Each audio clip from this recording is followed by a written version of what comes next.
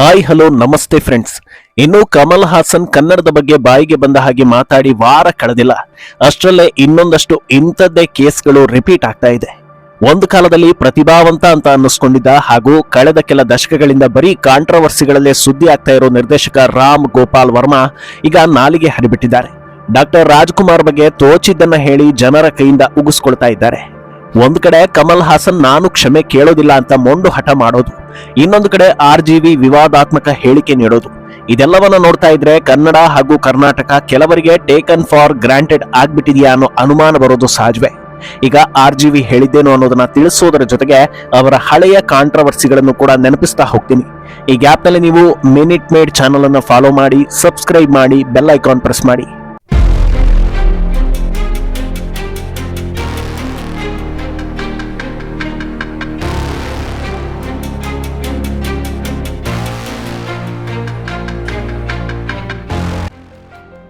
ರಾಮ್ ಗೋಪಾಲ್ ವರ್ಮಾ ಅನ್ನೋ ಹೆಸರು ಕೇಳಿದ್ರೆ ಹಲವರಿಗೆ ಹಲವು ರೀತಿಯ ಅಭಿಪ್ರಾಯಗಳು ಬರುತ್ತೆ. ಒಂದು ಕಾಲದಲ್ಲಿ ಇವರ ಸಿನಿಮಾಗಳನ್ನ ನೋಡಿ ಕಲಿಯೋದು ಸುಮಾರಿದೆ ಅಂತ ಯುವ ನಿರ್ದೇಶಕರು ಭಾವಿಸಿದ್ದು ಇದೆ. ಹೇಗೆ ಇರಬಾರ್ದು ಅನ್ನೋದಕ್ಕೆ RGV ಉದಾಹರಣೆ ಆಗಿದ್ದು ಇದೆ. ಆದರೆ RGVಯ ಫಿಲ್ಟರ್ಲೆಸ್ ಮಾತುಗಳನ್ನ ಕೇಳಿ ಖುಷಿ ಪಡೋ ಕೆಲವರು ಪ್ರಪಂಚದಲ್ಲಿ ಯಾರಿಗೂ ಭಯಪಡದ ಜೀವಿ ಅಂದ್ರೆ ಅದು RGV ಅಂತ ಹೊಗಳೋದು ಉಂಟು. ಆದ್ರೆ ಈ ಡೇರ್ನೆಸ್, ಫಿಲ್ಟರ್ನೆಸ್, ಸ್ಟ್ರೈಟ್ ಫಾರ್ವರ್ಡ್ನೆಸ್ ಇದೆಲ್ಲ ಪಾಸಿಟಿವ್ ಆಗಿದ್ರೆ ಯಾರು ಏನು ಹೇಳೋದಕ್ಕೆ ಬರಲ್ಲ. ಆದ್ರೆ ನಾನು ಹೇಳಿದ್ದನ್ನ ಸುಮ್ಮನೆ ಎಲ್ಲರೂ ಒಪ್ಕೊಳ್ಬೇಕು ಅನ್ನೋ ಬ್ಯಾಡ್ ಆಟಿಟ್ಯೂಡ್ಗೆ ಮಣೆ ಹಾಕೋದಕ್ಕೆ ಯಾರು ಕೂಡ ತಯಾರಿರೋದಿಲ್ಲ. ಗಟ್ಸ್ ಅಂತ ಬಂದಾಗ ಯಾರಿಗೂ ಬಗ್ಗದ ವರ್ಮಾ ಆಂಧ್ರದಲ್ಲಿ ದೊಡ್ಡ ಫ್ಯಾನ್ ಬೇಸ್ ಹಾಗೂ ಪ್ರಭಾವ ಇರೋ ಮೆಗಾ ಫ್ಯಾಮಿಲಿಯನ್ನು ಬಿಡ್ಲಿಲ್ಲ. ಟ್ರೋಲ್ ಮಾಡಿ ಸಿನಿಮಾ ಮಾಡಿದ್ರು ಅನ್ನೋದು ಸರಿ, ಇವರ ಗಟ್ಸ್ ಹಾಗೂ ಡೇರ್ನೆಸ್ ಆಂಧ್ರದಲ್ಲಿ ತೋರಿಸ್ಕೊಳ್ಳಿ. ಆದ್ರೆ ಕರ್ನಾಟಕ ಬಾರ್ಡರ್ ದಾಟಿ ಬಂದಿದ್ ಯಾಕೆ, ಅದರಲ್ಲೂ ಡಾಕ್ಟರ್ ರಾಜ್ಕುಮಾರ್ ಬಗ್ಗೆ ಮಾತಾಡೋದು ಯಾಕೆ ಅನ್ನೋದು ಹಲವರಿಗೆ ಅರ್ಥ ಆಗ್ತಾ ಇಲ್ಲ. ಮೊದಲಿಗೆ ಡಾಕ್ಟರ್ ರಾಜ್ಕುಮಾರ್ ಬಗ್ಗೆ RGV ಹೇಳಿದ್ದೇನು, ಅವರ ಟಾಪಿಕ್ ಯಾವ ಸಂದರ್ಭದಲ್ಲಿ ಬಂತು ಅನ್ನೋದನ್ನ ಹೇಳ್ತೀನಿ. ಸಂದರ್ಶನವೊಂದರಲ್ಲಿ ಮಾತನಾಡೋ ರಾಮ್ ಗೋಪಾಲ್ ವರ್ಮಾ ಮೊದಲ ಇಡೀ ದಕ್ಷಿಣದ ಭಾಷೆಗಳಾದಂತಹ ಕನ್ನಡ, ತಮಿಳು, ತೆಲುಗು, ಮಲಯಾಳಂನಲ್ಲಿ ಅಮಿತಾಬ್ ಬಚ್ಚನ್ ಅವರ ಸಿನಿಮಾಗಳನ್ನ ರಿಮೇಕ್ ಮಾಡ್ತಾ ಇದ್ರು. ಕಾಲಿವುಡ್ ಸ್ಟಾರ್ ರಜನಿಕಾಂತ್, ಚಿರಂಜೀವಿ, NT ರಾಮಾರಾವ್ ಮತ್ತು ಕನ್ನಡದ ರಾಜ್ಕುಮಾರ್ ನಂತಹ ನಟರುಗಳು 70 ಮತ್ತು 80ರ ದಶಕದಲ್ಲಿ ಅಮಿತಾಬ್ ಬಚ್ಚನ್ ಅವರ ಸಿನಿಮಾಗಳನ್ನ ರೀಮೇಕ್ ಮಾಡಿ ಭಾರಿ ಜನಪ್ರಿಯತೆ ಗಳಿಸಿದ್ರು ಅಂತ ಹೇಳ್ತಾರೆ. ಆಮೇಲೆ ಹಾಗೆ ಮುಂದುವರೆದು 90ರ ದಶಕದಲ್ಲಿ ಅಮಿತಾಬ್ ಬಚ್ಚನ್ ಅವರು ಸಿನಿಮಾಗಳಿಂದ 5 ವರ್ಷಗಳ ಕಾಲ ಬ್ರೇಕ್ ತೆಗೆದುಕೊಂಡಿದ್ರು. ಆಗ ದಕ್ಷಿಣದ ಸಿನಿಮಾ ನಿರ್ದೇಶಕರು ಬಚ್ಚನ್ ಅವರ ಸ್ಟೈಲ್ ನಲ್ಲಿ ಮಸಾಲಾ ಚಿತ್ರಗಳನ್ನ ಮಾಡೋದನ್ನ ಎಂದಿಗೂ ನಿಲ್ಲಿಸಲಿಲ್ಲ.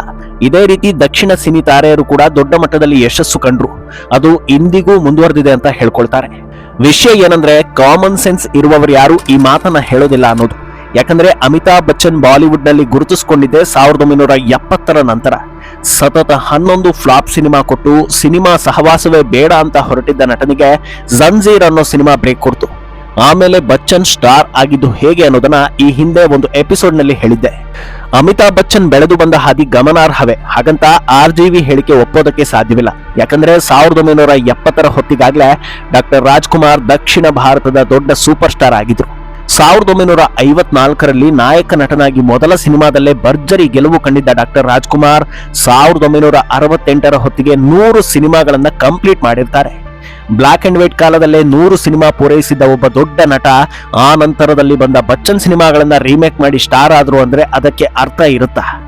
ಅಂದಹಾಗೆ ಇದೇ ವ್ಯಕ್ತಿ ಈ ಹಿಂದೆ ಡಾಕ್ಟರ್ ವಿಷ್ಣುವರ್ಧನ್ ಅವರ ಬಗ್ಗೆಯೂ ಕೂಡ ಅವಹೇಳನಕಾರಿ ಟ್ವೀಟ್ ಮಾಡಿ ಸುದ್ದಿಯಾಗಿದ್ರು. ನಟ ಸುದೀಪ್ರ ಕೋಟಿಗೊಬ್ಬ 2 ಸಿನಿಮಾ ಯಶಸ್ಸಿನ ಬೆನ್ನಲ್ಲೇ ಟ್ವೀಟ್ ಮಾಡಿದ್ದ RGV ಸುದೀಪ್ರನ್ನ ಹಾಡಿ ಹೊಗಳಿದ್ರು. ಅದರ ಜೊತೆಗೆ ಕೋಟಿಗೊಬ್ಬ ಮೊದಲ ಸಿನಿಮಾಗಿಂತ ನಿಮ್ಮ ಸಿನಿಮಾ ತುಂಬಾ ಚೆನ್ನಾಗಿತ್ತು, ಇದನ್ನ ವಿಷ್ಣುವರ್ಧನ್ ಫ್ಯಾನ್ಸ್ ಒಪ್ಪದೇ ಇದ್ರೆ ಅವರು ಅಪ್ರಬುದ್ಧರು ಅಂತ ಹೇಳಿ ಕನ್ನಡಿಗರನ್ನ ಕೆಣಕಿದ್ರು. ಇದೇ ವೇಳೆ ರಜನಿಕಾಂತ್ಗಿಂತಲೂ ಸುದೀಪ್ ಬೆಟರ್ ಅನ್ನೋ ಹೇಳಿಕೆ ಕೂಡ ಕೊಟ್ಟಿದ್ರು. ಆಗ ಎಲ್ಲರೂ ನೋಡಿದ್ದು ಸುದೀಪ್ ರಥ. ಯಾಕಂದ್ರೆ RGV ಜೊತೆ ಹಲವು ಸಿನಿಮಾಗಳಲ್ಲಿ ಕೆಲಸ ಮಾಡಿದ್ದ ಸುದೀಪ್ ಈ ಹೇಳಿಕೆಯನ್ನ ಒಪ್ಪಿಕೊಳ್ತಾರಾ, ವಿರೋಧಿಸ್ತಾರಾ ಅಥವಾ ಸೈಲೆಂಟ್ ಆಗಿ ಬಿಡ್ತಾರಾ ಅಂತ. ಆದ್ರೆ ಇದನ್ನ ಬಹಳ ಚೆನ್ನಾಗಿ ಹ್ಯಾಂಡಲ್ ಮಾಡಿದ್ದ ಸುದೀಪ್, ನೀವು ಹೊಗಳಿದ್ದು ಸಂತೋಷ ಆಗಿದೆ, ಆದ್ರೆ ಇಬ್ಬರು ಮೇರು ನಟರನ್ನ ನನಗೆ ಕಂಪೇರ್ ಮಾಡಬೇಡಿ ಅಂತ ನಯವಾಗಿ ಬುದ್ಧಿ ಹೇಳಿದ್ರು. ಇಷ್ಟಾದ್ಮೇಲೂ ಕನ್ನಡದ ಕುರಿತಂತೆ RGV ಕಾಂಟ್ರವರ್ಸಿಗಳು ನಿಲ್ಲೋದಿಲ್ಲ. ಇಡೀ ಭಾರತದ ಚಿತ್ರರಂಗವೇ ಕನ್ನಡ ಸಿನಿಮಾಗಳ ಕಡೆ ತಿರುಗಿ ನೋಡುವಂತೆ ಮಾಡಿದ್ದ KGF ಬಗ್ಗೆ ಕೂಡ ಇಂಥದ್ದೇ ಹೇಳಿಕೆ ಕೊಟ್ಟು ವಿರೋಧಕ್ಕೆ ಗುರಿಯಾಗಿದ್ರು. KGF 2 ರಿಲೀಸ್ ಬೆನ್ನಲ್ಲೇ ಟ್ವೀಟ್ ಮಾಡೋ RGV, ನನ್ನ ಪರಿಚಯದ ಹೆಸರಾಂತ ನಿರ್ದೇಶಕರೊಬ್ಬರೊಂದಿಗೆ ನಾನು ಚಾಟ್ ಮಾಡ್ತಾ ಇದ್ದೆ. ಅವರು ಹೇಳಿದ್ರು KGF 2 ಸಿನಿಮಾವನ್ನ 15 ನಿಮಿಷ ಕೂಡ ನನಗೆ ನೋಡ್ಲಿಕ್ಕಾಗಿಲ್ಲ ಅಂತ. ಆಮೇಲೆ ಮತ್ತೆ ಕಷ್ಟಪಟ್ಟು ಇನ್ನೊಂದು 15 ನಿಮಿಷ ನೋಡಿದ್ರಂತೆ. ಆಮೇಲೆ ಎದ್ದು ಸೀದಾ ಸ್ನಾನಕ್ಕೆ ಹೋದ್ರಂತೆ ಅಂತ ಕಮೆಂಟ್ ಮಾಡಿದ್ರು. ಮೊದಲೇ ಆ ಟೈಮ್ನಲ್ಲಿ 1000 ಕೋಟಿ ಗಡಿ ದಾಟಿ ಟ್ರೆಂಡ್ ಸೆಟರ್ ಆಗಿದ್ದ ಸಿನಿಮಾ ಸಂಬಂಧ ಹೀಗೆ ಹೇಳಿದ್ರೆ ಜನರು ಸುಮ್ಮನಿರ್ತಾರ? ಭಾರಿ ವಿರೋಧ ವ್ಯಕ್ತವಾಗುತ್ತೆ. ಕೆಲವರಂತೂ ತಮ್ಮ ಕೈಯಲ್ಲಿ ಆಗದೆ ಇರೋದನ್ನ ಬೇರೆಯವರು ಮಾಡ್ತಾ ಇರೋದಕ್ಕೆ ಹೊಟ್ಟೆ ಕಿಚ್ಚು ಅಂತಲೂ ಹೇಳ್ಬಿಡ್ತಾರೆ.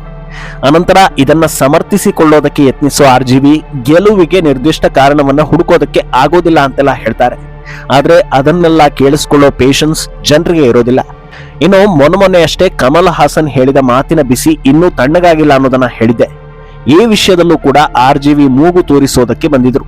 ಕಮಲ್ಗೆ ಬೆಂಬಲ ಕೊಟ್ಟು ಟ್ವೀಟ್ ಮಾಡಿದ್ದ ರಾಮ್ ಗೋಪಾಲ್ ವರ್ಮಾ ಈಗೀಗ ಪ್ರಜಾಪ್ರಭುತ್ವ ಅನ್ನೋದು ಅಸಹಿಷ್ಣುತೆ ಆಗ್ಬಿಟ್ಟಿದೆ, ವಿಚಾರಗಳ ಬಗ್ಗೆ ಚರ್ಚೆ ಮಾಡಿ ಸರಿಪಡಿಸೋದನ್ನ ಬಿಟ್ಟು ಕಮಲ್ ಹಾಸನ್ಗೆ ಬೆದರಿಕೆ ಹಾಕ್ತಾ ಇದ್ದಾರೆ, ತಗ್ ಲೈಫ್ ಸಿನಿಮಾ ರಿಲೀಸ್ಗೆ ತೊಂದರೆ ಮಾಡ್ತಾ ಇದ್ದಾರೆ, ಇದೊಂಥರ ಹೊಸ ರೀತಿಯ ಗೂಂಡಾಗಿರಿ ಆಗಿದೆ ಅಂತೆಲ್ಲ ಬರೆದು ಪೋಸ್ಟ್ ಮಾಡಿದ್ರು. ಆದ್ರೆ ಅದಾದ್ಮೇಲೆ ಏನನ್ನಿಸ್ತೋ ಏನೋ ಆ ಪೋಸ್ಟ್ ಅನ್ನ ಡಿಲೀಟ್ ಮಾಡಿದ್ರು. ಕನ್ನಡಿಗರನ್ನ ಕೆಣಕಿ ಕಮಲ್ ಹಾಸನ್ಗೆ ಬಂದ ಪರಿಸ್ಥಿತಿ ತಮಗೂ ಬರ್ಬೋದು, ಅಥವಾ ಈ ವಿಷಯದಲ್ಲಿ ಹುಡುಗಾಟ ಆಡಿದ್ರೆ ದೊಡ್ಡ ಬೆಲೆಯನ್ನೇ ತೆರಬೇಕಾಗುತ್ತೇನೋ ಅನ್ನೋ ಭಯದಲ್ಲಿ ಡಿಲೀಟ್ ಮಾಡಿದ್ರು ಅನ್ನೋ ವ್ಯಾಖ್ಯಾನ ಕೂಡ ಬಂತು. ಆದ್ರೆ ಅದಾಗಿ ಕೆಲ ದಿನಗಳಲ್ಲಿ ಈಗ ಮತ್ತೆ ಹೊಸ ವಿವಾದ ಮಾಡಿದ್ದಾರೆ. ಇದು ಕನ್ನಡದ ಕುರಿತಂತೆ RGVಯ ಪ್ರಮುಖ ವಿವಾದಗಳಾದ್ರೆ ಅವರ ಹಿಸ್ಟ್ರಿಯನ್ನ ಕೆದಕ್ತಾ ಹೋದ್ರೆ ಇನ್ನೂ ಸಾಕಷ್ಟು ವಿವಾದಗಳು ಸಿಗ್ತಾನೆ ಹೋಗುತ್ತವೆ. ಇತ್ತೀಚೆಗಷ್ಟೇ ಜೂನಿಯರ್ NTR ಹಾಗೂ ಹೃತಿಕ್ ರೋಷನ್ ನಟನೆಯ high budget cinema war 2 teaser release ಆಗಿತ್ತು. ಅದರಲ್ಲಿ ನಾಯಕಿ ಕಿಯಾರಾ ಅಡ್ವಾಣಿ ಬಿಕಿನಿಯಲ್ಲಿ ಪೋಸ್ ಕೊಟ್ಟಿದ್ದು ಭಾರಿ ಚರ್ಚೆಗೆ ಕೂಡ ಗ್ರಾಸವಾಗಿತ್ತು. ಆದರೆ ಇಡೀ ಟೀಸರ್ ನಲ್ಲಿರೋ ಬೇರೆ ಎಲ್ಲಾ ಅಂಶಗಳನ್ನ ಬಿಟ್ಟು RGV ಕೇವಲ ಇದೊಂದೇ ವಿಚಾರವನ್ನ ಇಟ್ಕೊಂಡು ಕಿಯಾರಾ ಖಾಸಗಿ ಅಂಗಗಳ ಬಗ್ಗೆ ಕೆಟ್ಟದಾಗಿ ಪೋಸ್ಟ್ ಮಾಡಿದ್ರು. ಅದರಲ್ಲಿ ಹೃತಿಕ್ ಹಾಗೂ NTR ಹೆಸರನ್ನು ಕೂಡ ಸೇರಿಸಿಕೊಂಡಿದ್ರು.